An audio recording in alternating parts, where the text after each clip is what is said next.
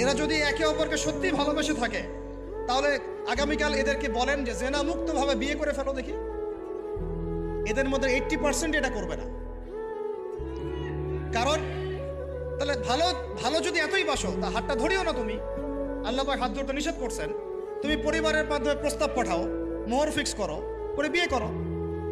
ভালোবাসো যদি, তাহলে তাকে নিয়ে সন্তুষ্ট থাকো, তার সম্মান বোধ রক্ষা করো, তার দায়িত্ব নাও।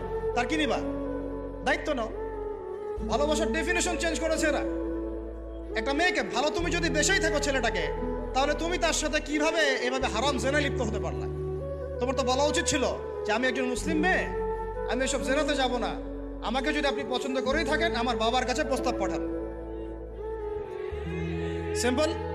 এরপর পরিবারের মাধ্যমে আহাদ হবে, তারপরে আমরা আকদ হবে, সেখানে আমাদের মোহর থাকবে, সাক্ষী থাকবে।